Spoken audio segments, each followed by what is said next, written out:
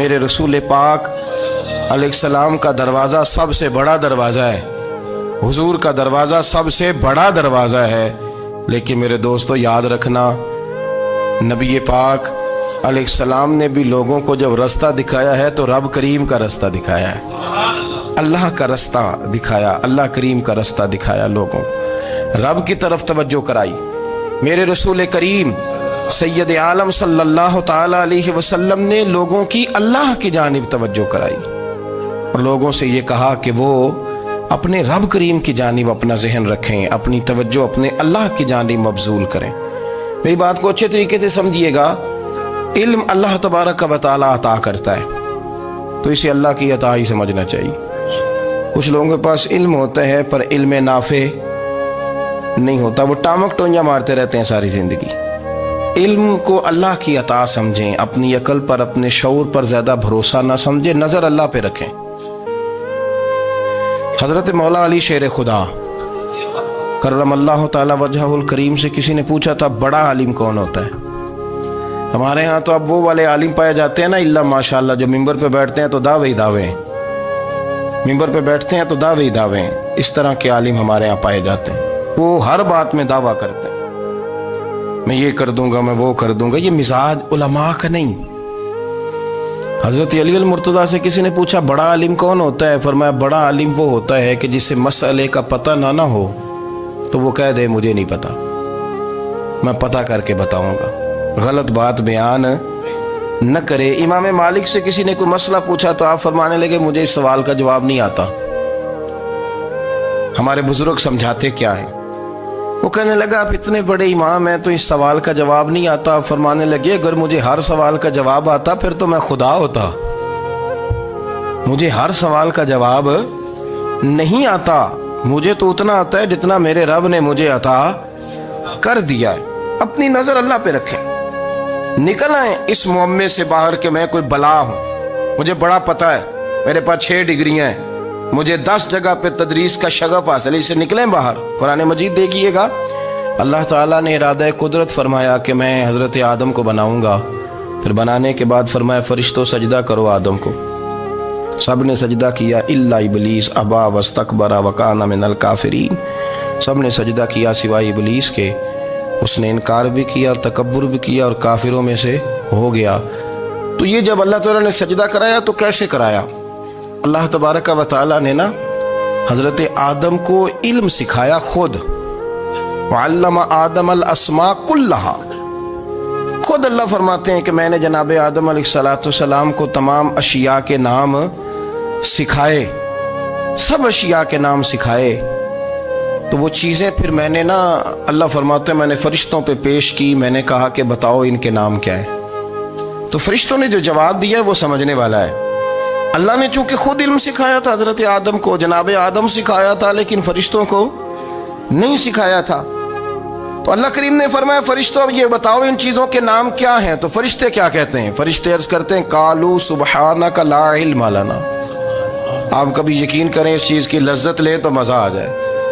کہا قالوا سبحانک، کہنے لگے تو پاک ہے، قالوا سبحانک، کہنے لگے تو بھئی آدم علیہ السلام کو نام سکھا لیے، پھر فرشتوں کے سامنے وہ چیزیں پیش کر کے کہا ان چیزوں کے نام بتاؤ، تو فرشتے کیا کہتے ہیں؟ کہتے ہیں قالوا سبحانک، تو پاک ہے، لا علم لنا، ہمارے پاس کوئی علم نہیں، الا ما علمتنا، ہمیں تو اتنا پتہ ہے جتنا تو نے ہمیں سکھا دیا، ہمیں تو اتنا پتہ ہے جتنا تو نے ہمیں، لا علم لنا، ہمارے پاس کوئی علم نہیں ہے، اتنا ہی پتہ ہے جتنا تو نے ہمیں سکھا دیا ہے، اس سے زیادہ ہمارے پاس علم۔ اور یہ کیوں تو نے ہمیں جتنا سکھایا اتنا پتہ ہے؟ فرشتے یہ نہیں کہتے یا اللہ تو زیادہ سکھا، آدم کو دیا تو ہمیں بھی دے، یہ نہیں فرمایا، فرمایا انک انت العلیم الحکیم، اے اللہ تو علم والا بھی ہے اور حکمت والا بھی ہے، تجھے پتہ ہے کس کو کتنا دینا ہے، جتنا تو نے مناسب سمجھا جناب آدم کو دیا اور جتنا تو نے بہتر سمجھا وہ تو نے ہمیں عطا فرمایا۔ تو اگر آپ کے پاس علم ہے، کہیں نالج ہے، اس کو اللہ کی عطا سمجھے۔ ہمارے ہاں بہت سارے لوگ بن کے بیٹھ جاتے ہیں، میں اکثر کہتا ہوں کہ پھر وہ دعوے کرتے ہیں میرے علاقے والے جاہل ہیں، میرے شہر والے جاہل ہیں، میرے خاندان والے پڑھے نہیں، یہ آپ کا دعویٰ ہے، یہ آپ کو خراب کر دے گا۔ ہم نے بہت سارے ایسے لوگ دیکھے جو بہت بڑے عالم تھے، لیکن اللہ جب لینے پہ آیا تو عقل ہی لے گیا، شعور ہی چلا گیا، حافظے ختم ہو گئے۔ آپ دیکھتے ہیں بڑھاپے میں کچھ لوگ ایسے ہوتے ہیں کہ جن کو یہ بھی یاد نہیں رہتا کہ میرا نام کیا ہے، میں کہاں ہوں، مجھے کدھر جانا ہے۔ تو اس وقت سے اللہ کی پناہ مانگیں اور اپنی نظر اپنے رب کریم کی جانب رکھیں، اللہ کی جانب اپنی نظر کو مبذول رکھیں۔ دوسری بات، علم کے بعد ایک چیز آتی ہے جس کا نام ہے ہدایت، جس کا نام ہے تقویٰ، جس کا نام ہے پرہیزگاری، جس کا نام ہے عمل، عبادت، ریاضت۔ یہ بھی اسی وقت ہی نصیب ہوتی ہے جب میرا رب کریم نصیب فرما دیتا ہے۔ ہم نے نا نیکی کا اپنا اپنا سٹیٹس بنا لیا ہے، اپنا اپنا معیار بنا لیا ہے۔ کچھ لوگ کہتے ہیں کہ جناب مسجد میں سیمٹ کا توڑا دینے سے بہتر ہے کسی غریب کو آٹے کا تھیلا دے دو۔ اب اس نے اپنا مزاج بنا لیا نا نیکی کا، اس نے اپنا سٹیٹس بنا لیا۔ میرا یہ سوال ہے کہ نبی پاک صلی اللہ تعالیٰ علیہ وسلم جب مدینہ شریف آئے تھے تو حضور نے سب سے پہلے غریبوں میں آٹا تقسیم کیا تھا کہ سب سے پہلے مسجد بنائی تھی؟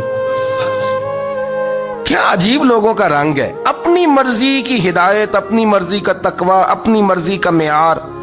مسجد کوئی بڑا چھوٹا خطیب بھی میری طرح کا ہو نا تو وہ مسجد میں بیٹھ کے جب نبی پاک کی بات کرتا ہے تو کہتا ہے میرے رسول پاک غریبوں کا سہارا بن کے آئے۔ وہ غریبوں کی بات کرتا ہے، مسکینوں کی، لاچاروں کی، کمزوروں کی بات۔ تو مسجد ہی تو وہ ادارہ ہے جہاں سے غریبوں کی بات ہو رہی۔ تو اب لوگوں نے غریب کو اور مسجد کو لڑانا شروع کر دیا، اس کو لڑاؤ کہ مسجد میں پیسے دینے سے بہتر ہے آپ غریب کو آٹے کا تھیلا دے دیں۔ آپ یہ کیوں نہیں کہتے کہ مسجد میں بھی آپ توڑا دیں ایک سیمٹ کا اور ساتھ غریب کو بھی خدمت کریں؟ یہ کیوں نہیں تقویٰ؟ اپنی اپنی مرضی کا مزاج، اپنی اپنی۔ کچھ لوگ کہتے ہیں چھوڑو جی، ساری زندگی انسان نماز پڑھتا رہے اور پھر گالیاں بھی دیتا رہے، بندہ داڑھی بھی رکھ لے اور جھوٹ بولنا بھی نہ چھوڑے۔ تو یہ آپ نے اپنے پاس سے تقوی کا معیار بنایا۔ گالی دینے کا گناہ ہے اور داڑھی رکھنے کا ثواب ہے۔ تو اگر آپ داڑھی رکھے ہوئے ہیں اور آپ کوئی غلطی کر رہے ہیں تو اس سے آپ کی داڑھی کا ثواب ختم، اللہ کرے آپ کو سمجھ آئے میری بات۔ آپ کوئی غلطی کر رہے ہیں، داڑھی کا ثواب اس سے ختم، وہ اپنی جگہ پہ قائم ہے چیز۔ اپنی مرضی کا کیوں تقوی کا معیار بناتے ہیں؟ تقوی کا مزاج اپنی مرضی کا نہ بناؤ۔ اللہ کی بارگاہ سے دعا مانگو کہ یا اللہ ہمیں ہدایت کا نور عطا فرما، اللہ تو ہمیں رستہ دکھا، تو بتا کہ ہدایت کیا ہے۔ تو رب فرماتا ہے اللہ ولی الذین آمنوا، اللہ مومنوں کا مددگار ہے، یخرجہم من الظلمات الی النور، وہ انہیں اندھیروں سے نکالتا ہے اور نور کی طرف روشنی عطا فرماتا ہے۔ اندھیروں سے نور کی طرف اللہ لاتا ہے۔ اللہ ولی، اللہ مومنوں کا ولی ہے، وہ انہیں اندھیروں سے نور کی طرف نکالتا ہے۔ ہدایت ہمیشہ اللہ کی طرف سے سمجھے۔ جب وہ نماز کی توفیق دیتا ہے تو اپنے فضل سے دیتا ہے، جب وہ ذکر کی توفیق دیتا ہے تو اپنے فضل سے۔ ہم سمجھتے ہو جی فلانا نہیں پڑھ رہا بڑا بیوقوف ہے، فلانا نہیں پڑھ رہا، تو تم کیا اپنی عقل کے زور پہ پڑھ رہا ہے؟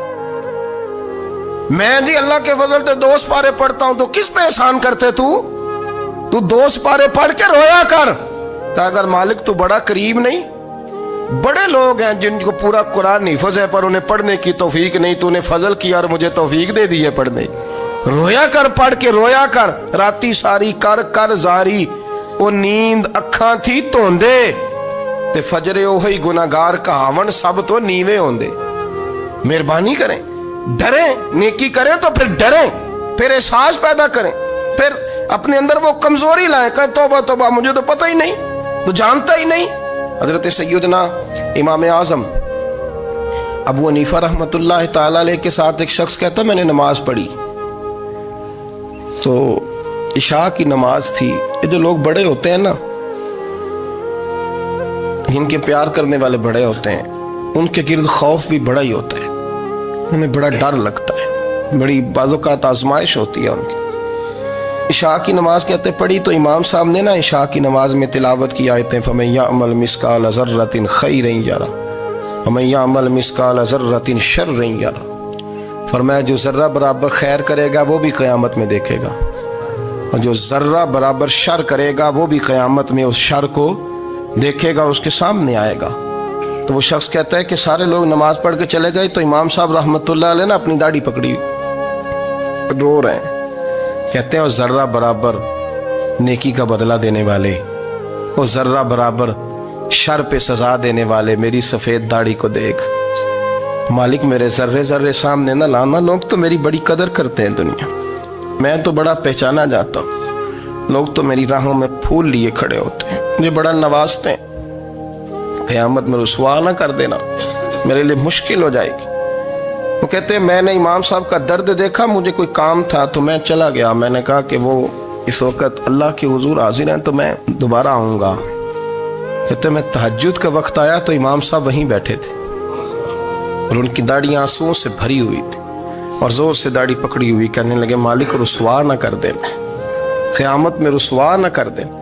یار جو ہدایت یافتہ لوگ تھے وہ تو ڈرے ہوئے تھے، وہ تو سہمے ہوئے تھے، وہ تو کہتے تھے یہ اس کا فضل نہیں، اس نے بلا لیا، یہ اس کا کرم نہیں.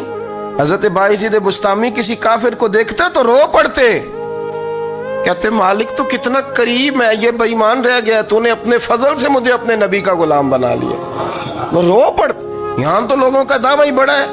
نمازی اللہ خیر فرمائے وہ تو دوسروں کو گھورتا ہے، وہ کہتا ہے جنت کا میں مالک ہوں، کنجیاں میرے پاس ہیں، میں کسی اور کو گھسنے نہیں دوں گا. اور اگر 2-3 حج کر لے تو پھر تو وہ کہتا ہے کہ اب میرے سے پوچھ کے لوگ جنت میں جائیں گے معاذ اللہ. اور اگر وہ 2 4 5 7 دفعہ کوئی نفل پڑھ لے تو پھر وہ کہتا ہے چھوڑیں جی سارے لوگ بے عمل ہیں، میں اکیلا نیک ہوں. نہ ایسا کریں، اپنی توجہ اپنے رب پہ رکھیں، اپنی توجہ اپنے معین الملت والدین، عطائے رسول، ہند الولی، غریب نواز، خواجہ معین الدین چشتی، حضرت خواجہ اجمیر، شاہ اجمیر، والی ہندوستان.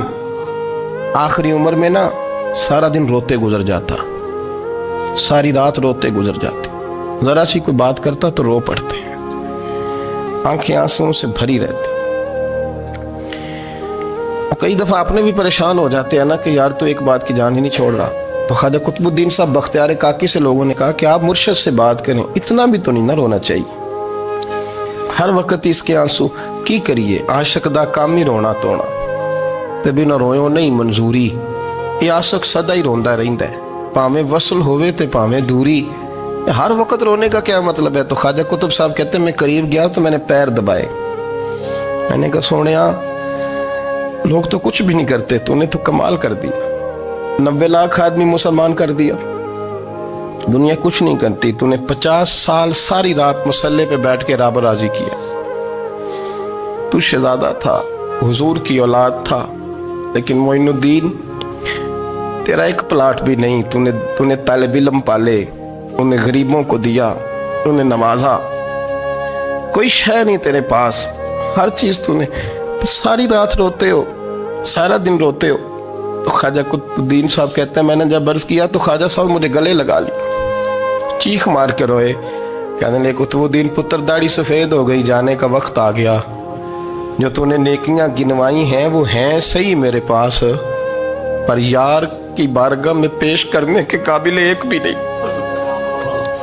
نہیں. تو بارگاہ تو دیکھ کتنی بڑی ہے، رسول کریم کی بارگاہ میں پیش کرنے کے قابل ان میں سے ایک بھی نہیں. تو آستانہ دیکھ کتنا بڑا ہے، کیا پیش کروں گا، کیا عرض کروں گا حضور کی بارگاہ میں، کس طرح.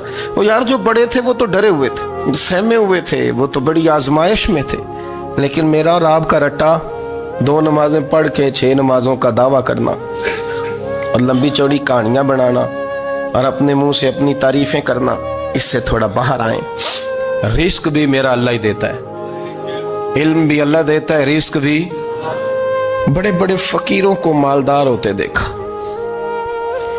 بڑے بڑے مالداروں کو فقیر ہوتے دیکھا، بڑے بڑے. میرے ایک بڑا سخی قسم کا سجن ہے، بڑا پیارا ہے، میں اسے سخی مانتا ہوں. میں نے اپنی پریشانیوں کے دنوں میں بھی اس شخص کو سخی دیکھا. ایک دن رات کو مجھے ٹیلی فون کر کے کہنے لگا کدھر ہو؟ میں نے کہا میں گھر ہوں. نہیں اکثر سفر میں ہوتے ہو نا؟ میں نے کہا طبیعت کیسی ہے؟ ٹھیک ہے، بس حال چال پوچھنا تھا. میں نے سمجھائی، میں نے کہا یار یہ کوئی مسئلہ ہے، ورنہ رات کے 2 بجے کوئی حال پوچھنے کو فون تو نہیں نہ کرتا. कोई मतलब ऐसा तो मसला नहीं ना।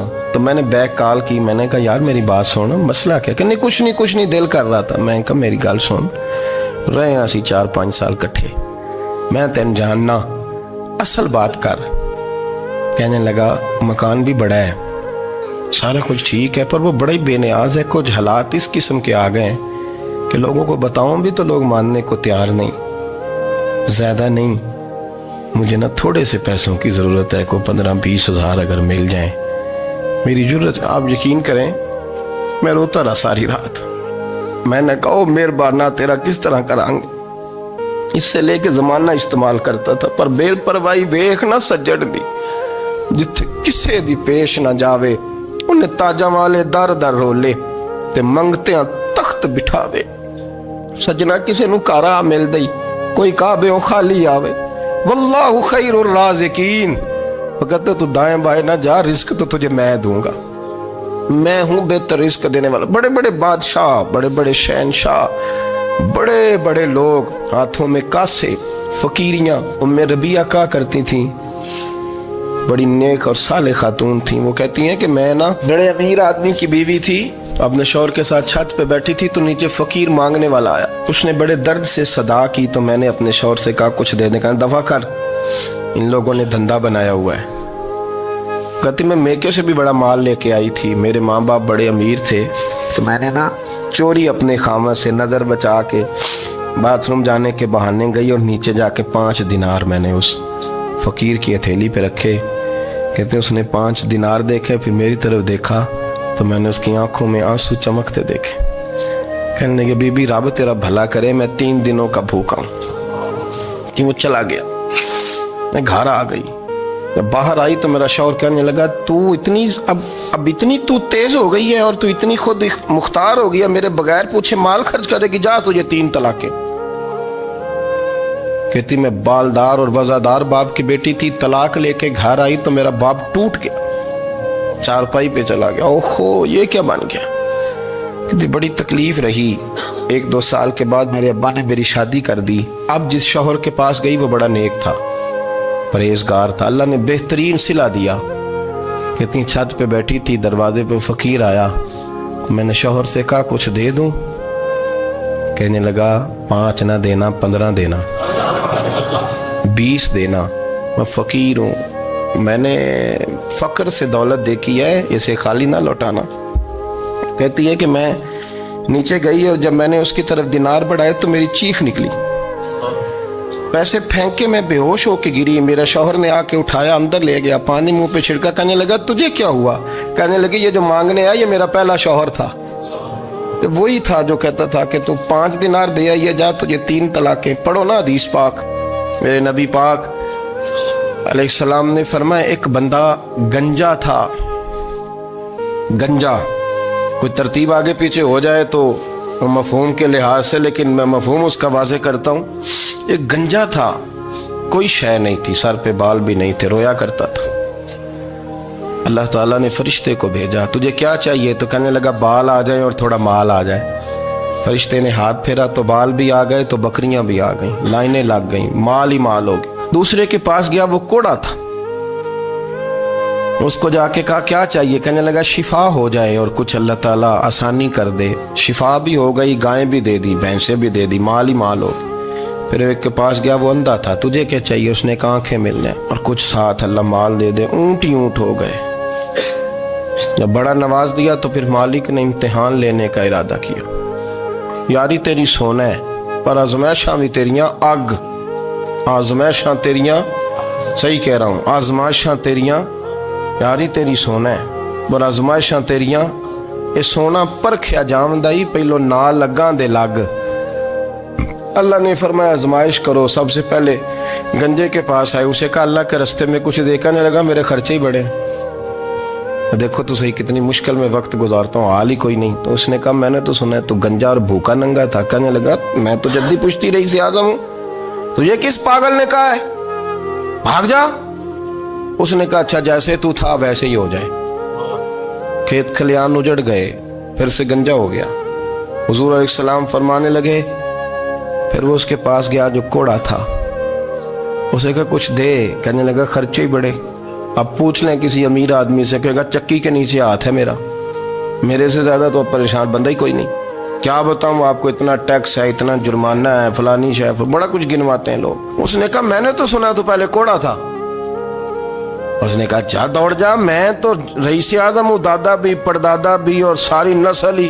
اس نے کہا اچھا جیسے تو تھا ویسے ہی ہو جائے۔ پھر وہ گیا اندھے کے پاس اور جا کے کہا اللہ کے نام پہ کچھ دے۔ تو کہنے لگا رب کے نام پہ؟ یہ کھڑے ہیں اونٹ جتنے تیرے دل کرے لے دا۔ اس نے کہا کیا معنی اس بات کا؟ کہنے لگا یار تجھے کیا بتاؤں، میں تو اندھا تھا، میں نے تو کبھی دنیا دیکھی نہیں تھی، پھر اس کریم نے فضل کیا تو مجھے بڑا کچھ دکھایا، میں کیا بتاؤں، میرا دل کر رہا ہے کہہ دوں کہ پھر اس نے کعبہ دکھایا، پھر اس نے روضہ رسول دکھایا، پھر اس نے ریاض الجنہ کے سجدے دکھائے، پھر اس نے اپنے محبوب کے دروازے کی رونقیں دکھائیں۔ اس نے بڑا کچھ دیا، اس نے بڑا نوازا۔ میرے پاس تو شاید میں بدکار پرانا خادم، کسے در ملی نہ ٹوئی، ایت واصف یار نے نظر جو کی تھی پھر واصف ہی ہوئی۔ یہ تو اس کا کرم ہوا۔ تو یہ وہ کہنے لگا تو اللہ کے نام پہ جان مانگ، میں وہ بھی دینے کو تیار، میرے پاس تو شے کوئی نہیں تھی، مجھے تو اپنا پتہ ہے، میں تو کوئی شے نہیں تھا، کچھ نہیں تھا میرے پاس، یہ تو ان کا کرم ہے کہ رخ ان کا ادھر ہے، اور مختصر سی میری کہانی ہے، یہ جو بھی ہے ان کی مہربانی ہے۔ تو وہ کہنے لگا میں بھی کچھ لینے نہیں آیا تھا، تیری آزمائش ہی کرنے آیا تھا، تیری عزتیں بھی سلامت رہیں گی، تیرا مال بھی سلامت رہے گا، تیری شفا بھی۔ اپنی زندگی میں کبھی بھی اللہ کی بارگاہ سے توجہ ادھر ادھر نہ کریں، چھوڑیں لوگ کیا کر رہے ہیں، دنیا کیا کہہ رہی، کبھی بھی اپنی توجہ دائیں۔ ہمارا یہ مسئلہ بن گیا کہ ہماری سیاست ہے، ہماری دنیا داری ہے، ہم بندوں کو راضی کرنا چاہتے ہیں، ہم دیکھتے ہیں کون کس طرح، اور آپ یقین کریں آپ تھک جائیں گے، بندے راضی نہیں ہوں گے، وہ نہیں راضی ہوتے۔ آپ ان کو منا کے لائیں گے تو ادھر والے نکل جائیں گے، ادھر کو منائیں گے تو ادھر والے نکل جائیں گے۔ اس چکر سے باہر آئیں، اس رب کو راضی کریں جو فرماتا ہے ان الذین آمنوا وعملوا الصالحات سیجعل لهم الرحمن ودا۔ فرمایا تو ایمان لانے کے بعد نیک عمل کر، میں لوگوں کے دلوں میں تیری محبت پیدا کر دوں گا۔ رحمان لوگوں کے دلوں میں محبت ڈال دے گا، اللہ لوگوں کے دلوں میں۔ اپنی نظر ہمیشہ اپنے رب پہ رکھیں، اتنی لمبی چوڑی دنیا داروں سے امیدیں نہ وابستہ کریں۔ میں نے دیکھا ہے لوگ کاسا لیسی کرتے ہیں، کبھی اس کے دروازے پہ کبھی اس کے دروازے پہ۔ ان چکروں سے باہر آئیں اور اپنے رب کی بارگاہ کی طرف توجہ کریں، استغفار شوق سے پڑھا کریں، اور اکیلے میں نہ، اکیلے میں حضرت رئیس المتکلمین مولانا نقی علی خان صاحب رحمۃ اللہ نے لکھا ہے کہ فرعون 500 سال حکومت کر گیا، یہاں تو 5 سال کی حکومت کی پیر لڑکھڑاتے ہیں، 500 سال۔ فرماتے اصل وجہ یہ تھی کہ دنیا جب سو جاتی تھی نا تو اوپر چادر لے کے تو مصلے پہ بیٹھ جاتا تھا اور ہاتھ باندھ کے کہتا تھا رب تو ہی ہے، میرا پردہ نہ کھولنا، مالک تو ہی ہے، کرم نوازی کرنا، میری پکڑ نہ کرنا۔ وہ بے ایمان ہو کے اگر 500 سال ہاتھ باندھے تو گزارا کر لیتا ہے، تو ایماندار ہے۔ پر مسئلہ یہ ہے کہ تو رات کو بکل مار کے ہاتھ نہیں نہ باندھتا، تو منت نہیں کرتا، تو استغفار نہیں کرتا۔ توبہ کریں تو بچے رہیں۔ وہ اتنی لمبی حکومت کر گیا چونکہ رات کو کہتا تھا مالک رب تو ہی ہے، لیکن مہربانی فرما، میری پکڑ نہ فرمایا تو اللہ نے تو اس کو مہلت دے دی۔